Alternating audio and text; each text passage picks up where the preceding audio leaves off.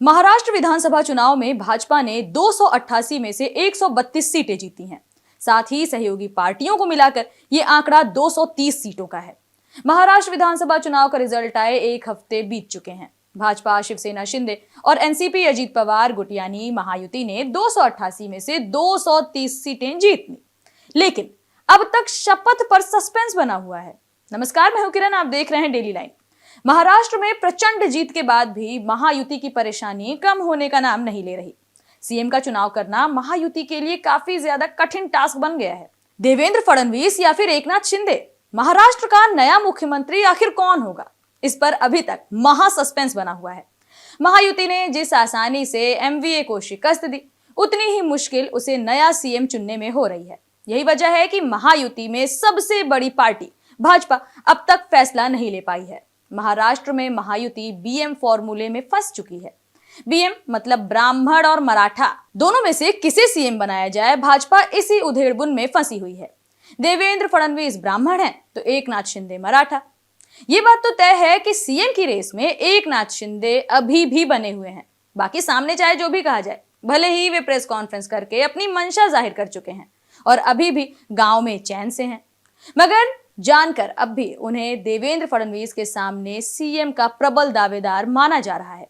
एक और जहां भाजपा को लगता है कि देवेंद्र फडणवीस के चेहरे और काम की वजह से महाराष्ट्र में बड़ी जीत मिली है, दूसरी ओर शिंदे गुट वाली शिवसेना को लगता है कि एकनाथ शिंदे के नेतृत्व और लोक कल्याणकारी योजनाओं की वजह से महायुति ने प्रचंड जीत का परचम लहराया है। यही वजह है कि सीएम पद पर दोनों पक्षों का दावा मजबूत है। हालांकि एकनाथ शिंदे ने पीएम मोदी और अमित शाह के पाले में गेंद डाल दी है, यानी महाराष्ट्र के सीएम पर फैसला भाजपा को ही करना है।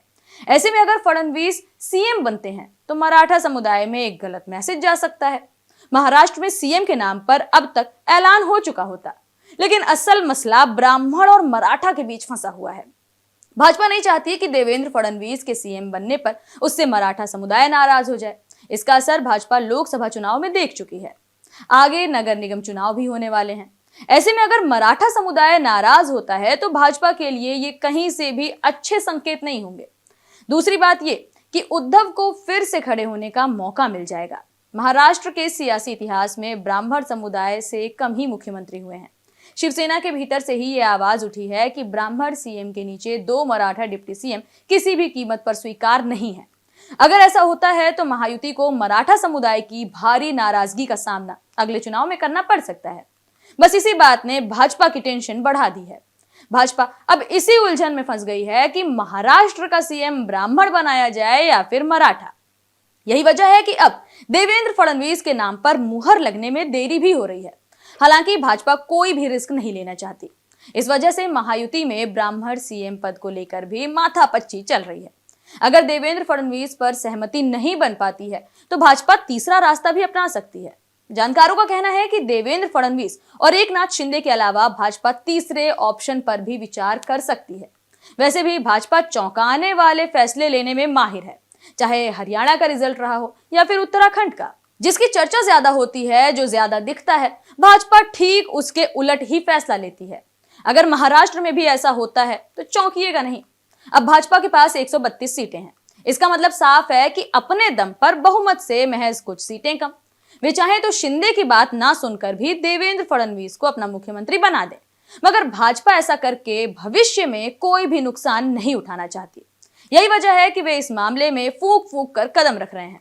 महायुति को देवेंद्र फडणवीस के नाम पर मुहर लगाने में एक डर भी सता रहा है। वो डर साफ तौर पर मराठा समुदाय की नाराजगी ही है। भाजपा चाहती है कि सीएम के नाम का ऐलान होने से पहले हर समीकरण साध लिया जाए, ताकि मराठा समुदाय नाराज भी ना हो और उद्धव ठाकरे को सियासी संजीवनी भी ना मिल पाए।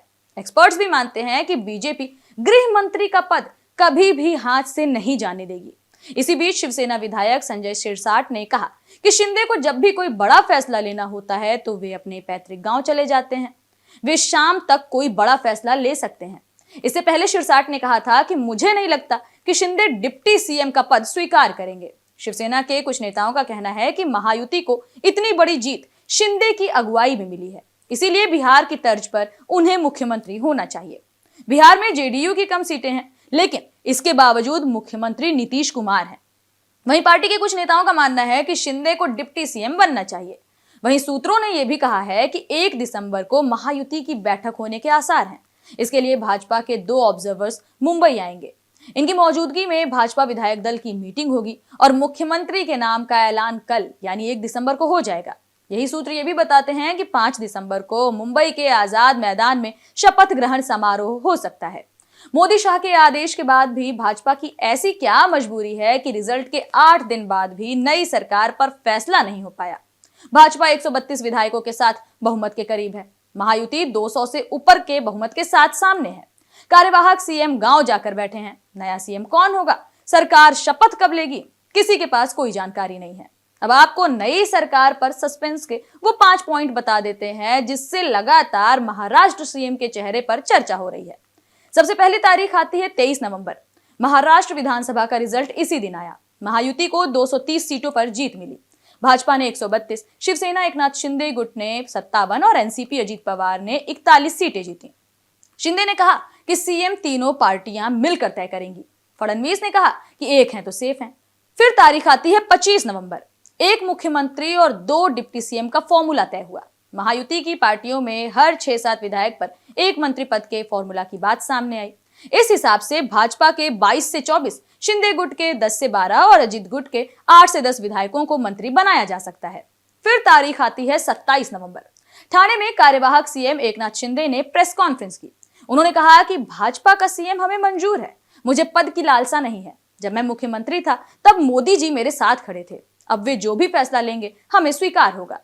इसके बाद तारीख आती है 28 नवंबर। एकनाथ शिंदे, देवेंद्र फडणवीस और अजीत पवार दिल्ली में करीब 2.5 घंटे तक गृहमंत्री अमित शाह और भाजपा अध्यक्ष जेपी नड्डा के साथ मीटिंग में बैठते हैं। शिंदे ने आधे घंटे तक शाह से अकेले भी मुलाकात की। हाईकमान ने शिंदे को डिप्टी सीएम या फिर केंद्र या फिर मंत्री पद का ऑफर किया। फिर आखिरी तारीख आती है 29 नवंबर। महायुति की बैठक टाल दी गई। एकनाथ शिंदे अचानक सातारा चले गए। शिवसेना मुख्यमंत्री पद के बदले गृह और वित्त मंत्रालय मांग रही है। शिवसेना नेता संजय शिरसाट ने कहा कि अगर शिंदे डिप्टी सीएम का पद स्वीकार नहीं करते हैं तो पार्टी से ही दूसरा चेहरा ये पद संभालेगा। फिलहाल महाराष्ट्र में क्या होने वाला है इसकी सटीक जानकारी किसी के पास नहीं है। हर कोई बस कंफ्यूज है और कयास लगा रहा है। फिलहाल के लिए इस रिपोर्ट में इतना ही। कैसी लगी हमारी जानकारी हमें कमेंट सेक्शन में जरूर बताएं। साथ ही वीडियो को लाइक करें, शेयर करें और चैनल को सब्सक्राइब करना बिल्कुल ना भूलें।